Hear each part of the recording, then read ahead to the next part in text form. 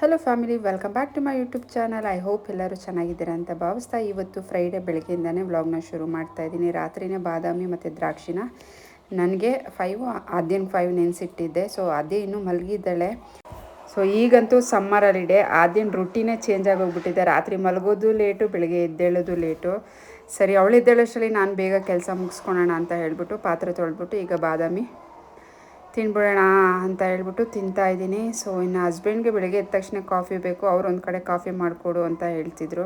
ಬಾದಾಮ್ ತಿನ್ಬಿಟ್ಟು ಮಾಡ್ಕೊಡ್ತೀನಿ ಅಂತ ಅವ್ರಿಗೆ ಸಮಾಧಾನ ಮಾಡಿ ಸೊ ಈಗ ಕಾಫಿ ಮಾಡಿಕೊಂಡು ಇಬ್ಬರು ಕುಡಿತಾ ಇದ್ದೀವಿ. ಸೊ ತುಂಬ ಜನ ಕಮೆಂಟ್ ಮಾಡ್ತಿದ್ದೀರಾ, ಸಪೋರ್ಟ್ ಮಾಡ್ತಿದ್ದೀರಾ, ಥ್ಯಾಂಕ್ ಯು ಸೋ ಮಚ್. ಹಾಗೆ ಪ್ಲೀಸ್ ಹೊಸಬ್ರು ಕೂಡ ನೋಡ್ತಾ ಇರ್ತೀರಾ, ವಿಸಿಟ್ ಮಾಡಿರ್ತೀರ, ನನ್ನ ಚಾನಲ್ನ ಸಬ್ಸ್ಕ್ರೈಬ್ ಮಾಡಿಕೊಂಡು ಬೆಲ್ ಐಕನ್ನ ಕ್ಲಿಕ್ ಮಾಡಿ ಸಪೋರ್ಟ್ ಮಾಡಿ ಅಂತ ಕೇಳ್ಕೊಳ್ತೀನಿ. ಇನ್ಮೇಲೆ ಡೈಲಿ ವ್ಲಾಗ್ನ ಹಾಕೋಣ ಅಂತ ಪ್ಲ್ಯಾನ್ ಮಾಡಿದ್ದೀನಿ. ಸೊ ಸ್ವಲ್ಪ ಹೆಲ್ತ್ ಇಶ್ಯೂಯಿಂದ ವಿಡಿಯೋ ಮಾಡೋಕ್ಕಾಗಿರಲಿಲ್ಲ.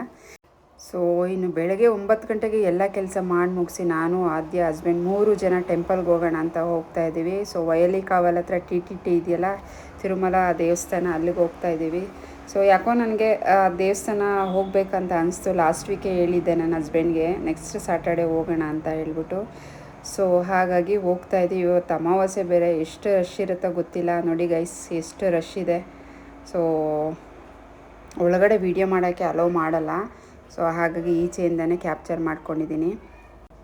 ನಾವಂತೂ ತಿರುಪತಿಗೆ ಹೋಗೋಕ್ಕಾಗಲ್ಲ, ಯಾಕಂದರೆ ನನಗೂ ವಾಮಿಟು, ಟ್ರಾವೆಲ್ ಅಂದರೆ ಆದ್ಯನಿಗೂ ವಾಮಿಟು. ಹಾಗಾಗಿ ನಾನು ತಿರುಪತಿ ನೋಡಲೇ ಇಲ್ಲ ಲೈಫಲ್ಲಿ ಇದುವರೆಗೂ. ಸೊ ಹಾಗಾಗಿ ಅಲ್ಲಂತೂ ಹೋಗೋಕ್ಕಾಗಲ್ಲ. ಇಲ್ಲಾದರೂ ದೇವ್ರನ್ನ ಕಣ್ಣು ತುಂಬಿಸ್ಕೊಳ್ಳೋಣ ಅಂತ ಹೇಳ್ಬಿಟ್ಟು ಇವತ್ತು ಹೋದರೆ ಸೊ ಇಷ್ಟೊಂದು ರಶ್ ಇರುತ್ತೆ ಅಂತ ಖಂಡಿತ ನಾನು ಎಕ್ಸ್ಪೆಕ್ಟೇ ಮಾಡಿರಲಿಲ್ಲ. ಅಷ್ಟು ರಶ್ ಇತ್ತು. ಸ್ವಲ್ಪ ಜನನ ಬಿಟ್ಟು ಕಳಿಸ್ತಿದ್ರು. ಸೊ ಅದಾದಮೇಲೆ ಒಳಗಡೆ ಹೋದ್ಮೇಲೆ ದರ್ಶನ ಬೇಗನೆ ಆಯಿತು. ಇವತ್ತೇನೋ ಪೂಜೆ ಕೂಡ ಮಾಡ್ತಿದ್ರು. ಸೊ ತುಂಬ ಚೆನ್ನಾಗಿ ದರ್ಶನ ಆಯಿತು. ನನಗಂತೂ ತುಂಬ ಖುಷಿಯಾಯಿತು ಇವತ್ತು ಈ ಟೆಂಪಲ್ಗೆ ಬಂದಿರೋದು. ಸೊ ನಾನು ಸೆಕೆಂಡ್ ಟೈಮ್ ಈ ಟೆಂಪಲ್ಗೆ ಬಂದಿರೋದು, ಆದ್ಯ ಫಸ್ಟ್ ಟೈಮ್ ಅಂತ ಅನಿಸುತ್ತೆ.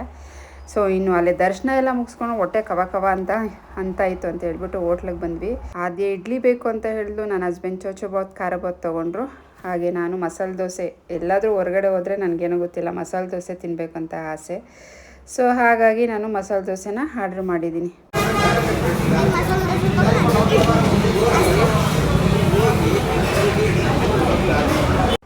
ಇವತ್ತು ಫಸ್ಟ್ ಟೈಮ್ ನನ್ನ ಮಗಳು ನಾನೇ ತಿಂತೀನಿ ಅಂತ ಹೇಳ್ತಾ ಇದ್ದಾಳೆ. ಯಾವ ದೇವ್ರ ಬುದ್ಧಿ ಕೊಡ್ತೋ ಗೊತ್ತಿಲ್ಲ.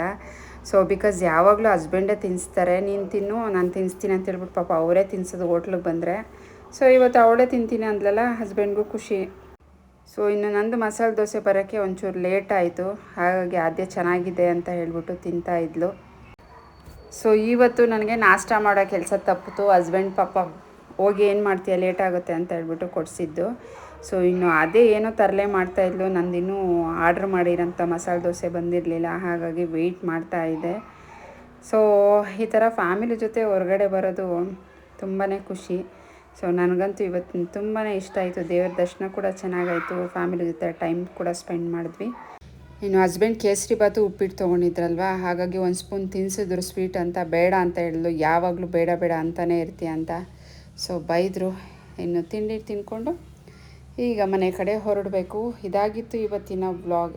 ಈ ವಿಡಿಯೋ ನಿಮಗೆ ಸ್ವಲ್ಪನಾದರೂ ಇಷ್ಟ ಆಗಿದರೆ ಪ್ಲೀಸ್ ನನ್ನ ಚಾನಲ್ನ ಸಬ್ಸ್ಕ್ರೈಬ್ ಮಾಡಿ, ಸಪೋರ್ಟ್ ಮಾಡಿ, ಹಾಗೆ ಬೆಲ್ ಐಕಾನ್ನ ಕ್ಲಿಕ್ ಮಾಡಿ.